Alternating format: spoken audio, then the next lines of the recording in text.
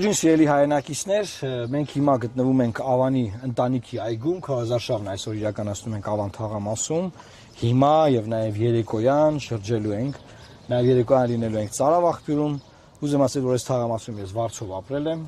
հիմա Ծարավաղբյուր թաղամասում եմ ապրում Ավանի, բայց մեր քաղաքական ուղերձը հետեւյալն է, քանի որ գտնվում ենք ընտանիքի այգում եւ այս հրաշալի հուշարձանի մոտ ընտանիքի, մենք ուզում ենք ուղերձ տալ մեր ժողովրդին առայն, որ Լուսավոր Հայաստան խմբակցությունը, որը խորհրդանում լինելու է ձեր աջակցությամբ, ձեր քվեարկությամբ, զբաղվելու է Հայաստանի Հանրապետությունում երիտասարդ ընտանիքների խնդիրներով, երիտասարդության խնդիրներով, ինչու որովհետև մենք գտնում ենք, որ ընտանիքը պետության բջիջն է, եւ մենք պաշտպանիր ինքնությունը կարգախոսի մեջ, բնականաբար տեսնում ենք ընտանիքը, հայ մարդու ընտանիքը եւ թե ինչպես ենք պաշտպանելու մեր ժողովրդի իրավունքները, որ մարդիկ կարողանան Հայաստանում ապագա կապել, կառուցել այդ ապագան, նոր ընտանիքներ ձևավորվեն եւ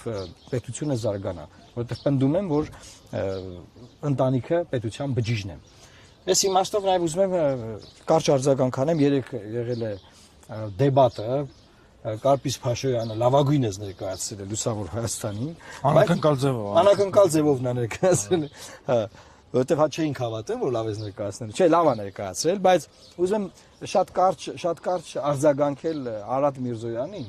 որ ինքը այնտեղ ինչ որ պնդում է արել, որ խաղաղության այդ համաձայնագրի տեքստի վրա իրար հետ աշխատել ենք, եւ ինքը զարմացած է, որ մենք չենք ստորագրի այդ տեքստը։ Ինքը զարմացած է, որ մենք ուզում ենք դատենք այդ դրա ստորագրողներին, ինչի, որովհետև այն տեքստը, որի վրա մենք աշխատել ենք, այդ տեքստը չկա, ես ես վստահեցնում եմ, եւ կա Ադրբեջանի բոլոր առաջարկած հոդվածները, որոնք իրենք գնացել ստորագրել եւ համաձայնել։ Դեպաբար ինչ կա զարմանալու, որ մենք չենք ուզում Ադրբեջանի կողմից մեզ հրամցված